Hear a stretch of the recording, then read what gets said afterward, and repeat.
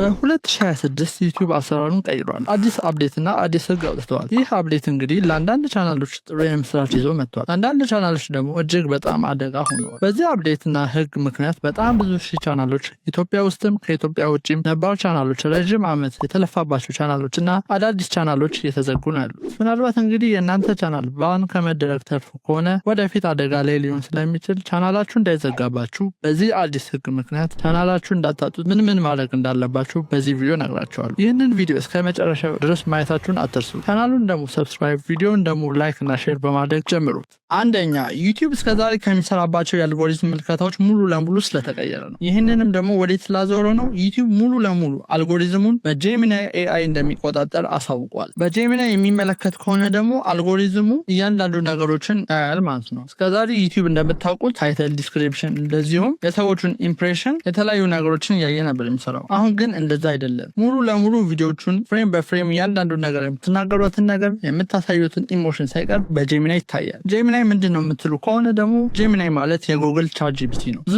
ነገሮችን ከቻት ጂፒቲ እና ከሌሎች ኤአይ ራሱን በደንብ አፕዴት አድርጎ የመጣ ትልቅ የኤአይ ቱል ነው። ይሄ የኤአይ ቱል ደግሞ ዩቲዩብ ላይ አፕዴት ተደርጓል። ከዚህ በኋላ የእናንተ ቪዲዮ ሲለቀቅ የሚታየው በማን ነው ማለት ነው? በጄሚናይ ኤአይ ነው። ጄሚናይ ኤአይ በደንብ አድርጎ ቪዲዮችን ካየው በኋላ ነው ለሰዎች የሚያደርሰው ማለት ነው። ይሄ ጥቅምም አለው ጉዳትም አለው። ማንም ኤክስፔክት የማያደርገው ትልቅ ጥቅም አለው። ያንዳንድ ነገር ዲቴል ማየት ጀምሯል ማለት ነው። ከባዱ ችግር ደግሞ እዚህ ጋር ነው። እሱም ትረስት ኮድ። ጄሚናይ ቻናላችሁንም ሆነ የእናንተ ቪዲዮ የምትሰሯችሁን እያንዳንዱ ነገር ሰው ነው ወይስ ሮቦት ነው ብሎ ቼክ የሚያደርግበትን ነገር ብዙ ቻናሎች እንዲዘጉ አድርጓል። ታዲያ ይህንን ነገር እንዴት አድርገን ነው ፕሮቴክት አድርገን ቻናላችን የምንጠብቀው ካላችሁ አሁን እነግራችኋለሁ። ቻናላችሁን ፕሮቴክት የምታደርጉበት መንገድ የመጀመሪያው ስቴፕ እሱ ጉግል ፕሮፋይል እና ኔማችሁን አክቲቭ ማለት። ይህ ማለት ምን ማለት ነው? የእናንተን ጉግል ፕሮፋይል ኢሜይል ትላላኩበትን፣ ከሰዎች ጋር ብታወሩበትን ነገሮችን ሬጅስትሬሽን የምታደርጉበት እንዲሁም ደግሞ ብዙ ነገሮች የምትሰሩበት ከሆነ ምንም አትሆኑ። ምክንያቱም ጄሚናይ የእናንተ ሂስትሪ ነው ቼክ የሚያደርገው ከጉግል አካውንታችሁ ጋር ወይም ደግሞ ከዩቲዩባችሁ ጋር ሂስትሪ ካላችሁ ያንን ቼክ ያደርጋል ማለት ነው። ለምሳሌ እናንተ ዩቲዩብ ቻናል ላይ በዩቲዩብ ቻናላችሁ የገባችሁ ያዩዋቸው ቪዲዮች